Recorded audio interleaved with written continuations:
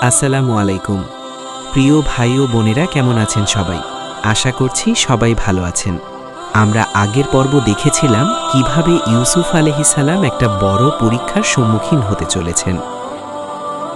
হযরত ইউসুফ আলাইহিস সালামের জীবনী, পর্ব ৩, মিথ্যা অপবাদ, নারীদের বিস্ময় ও কারাগারের জীবন।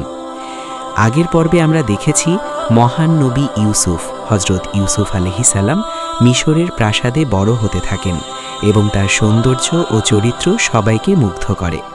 কিন্তু সেই সৌন্দর্যই তার জন্য একটি বড় পরীক্ষার কারণ হয়ে দাঁড়ায়। অপবাদ ও চক্রান্ত। মিশরের প্রভাবশালী ব্যক্তি আল আজিজ এর স্ত্রী ইউসুফ আলাইহিস সালামকে পাপের দিকে ডাকলেও তিনি তা দৃঢ়ভাবে প্রত্যাখ্যান করেন। তিনি বলেছিলেন, আমি আল্লাহর আশ্রয় চাই। এই ঘটনা প্রকাশ পাওয়ার পর পরিস্থিতি উত্তপ্ত হয়ে ওঠে।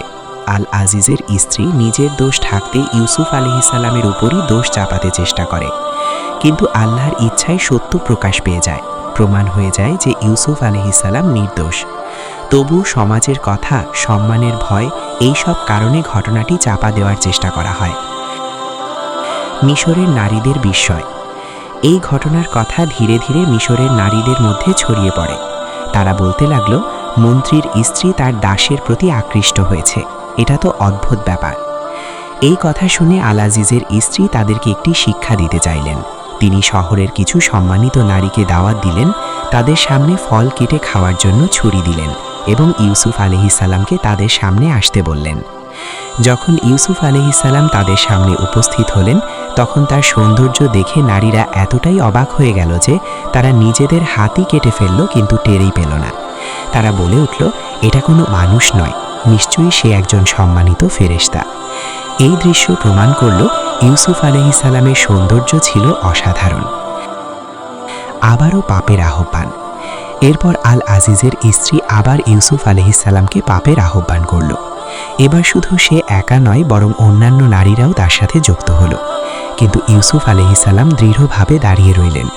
তিনি আল্লাহর কাছে দোয়া করলেন, হে আমার রব, তারা আমাকে যে কাজের দিকে ডাকছে তার চেয়ে কারাগার আমার কাছে বেশি প্রিয়। এই দোয়া ছিল এক অসাধারণ ঈমানের পরিচয়। কারাগারে প্রবেশ। শেষ পর্যন্ত পরিস্থিতি এমন হলো যে সবাই জানত ইউসুফ আলাইহিস সালাম নির্দোষ, তবুও তাকে কারাগারে পাঠানো হলো। কারণ সমাজের সম্মান রক্ষা করার জন্য তারা সত্যকে লুকিয়ে ফেলতে চেয়েছিল। এইভাবে একজন নির্দোষ মানুষ, একজন নবী, কারাগারের অন্ধকারে প্রবেশ করলেন। কারাগারের জীবন। কারাগারে গিয়েও ইউসুফ আলাইহিস সালাম আল্লাহকে ভুলে যাননি, বরং সেখানে তিনি আরও বেশি ইবাদত করতে লাগলেন এবং মানুষকে আল্লাহর দিকে ডাকতে লাগলেন। তার উত্তম চরিত্র দেখে কারাগারের লোকেরা তাকে ভালোবাসতে শুরু করল। দুইজন বন্দী তার কাছে এসে বলল, আমরা স্বপ্ন দেখেছি, আপনি কি এর ব্যাখ্যা বলতে পারবেন? ইউসুফ আলাইহিস সালাম তাদের স্বপ্নের ব্যাখ্যা দিলেন এবং সাথে সাথে আল্লাহর একত্বের দাওয়াতও দিলেন। তিনি বললেন, আল্লাহই একমাত্র উপাস্য, তার কোনো শরিক নেই। এইভাবে কারাগারের মধ্যেও তিনি মানুষের হিদায়াতের কাজ চালিয়ে যেতে থাকলেন। কিন্তু আল্লাহর পরিকল্পনা ছিল আরও গভীর। এই কারাগারই একদিন তার মুক্তির কারণ হবে এবং তাকে এমন একটি মর্যাদায় পৌঁছে দেবে যা কেউ কল্পনাও করতে পারেনি। পরবর্তী পর্বে জানতে পারবেন কিভাবে রাজা স্বপ্ন দেখলেন, ইউসুফ আলাইহিস সালাম সেই স্বপ্নের ব্যাখ্যা দিলেন এবং কিভাবে তিনি মিশরের একজন উচ্চ পদস্থ শাসক হয়ে উঠলেন। এমন আরও সুন্দর ইসলামিক গল্প, শিক্ষামূলক পোস্ট, কুইজ ও ভিডিও পেতে আমাদের সাথে যুক্ত থাকুন।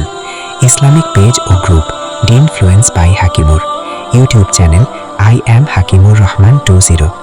ইসলামিক গল্প ও ভিডিও পেতে পেজটি ফলো করুন, গ্রুপে যুক্ত হন এবং ইউটিউব চ্যানেলটি সাবস্ক্রাইব করুন।